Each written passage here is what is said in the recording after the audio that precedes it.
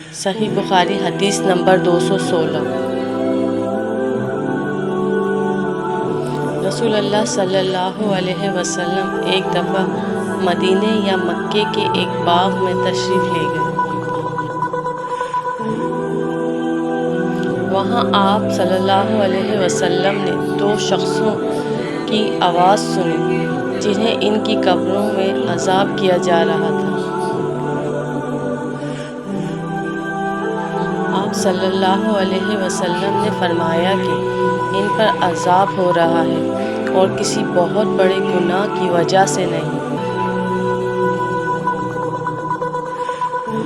پھر آپ صلی اللہ علیہ وسلم نے فرمایا، بات یہ ہے کہ ایک شخص ان میں سے پیشاب کی چھینٹوں سے بچنے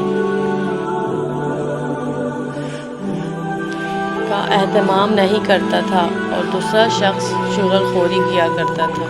پھر آپ صلی اللہ علیہ وسلم نے کھجور کی ایک ڈالی منگوائی اور اس کو توڑ کر 2 ٹکڑے کیا اور ان میں سے ایک ایک ٹکڑا ہر ایک کی قبر پر رکھ دیا۔ لوگوں نے آپ صلی اللہ علیہ وسلم سے پوچھا کہ یا رسول اللہ، یہ آپ صلی اللہ علیہ وسلم نے کیوں کیا؟ آپ صلی اللہ علیہ وسلم نے فرمایا، اس لیے کہ جب تک یہ ڈالیاں خشک ہوں شاید اس وقت تک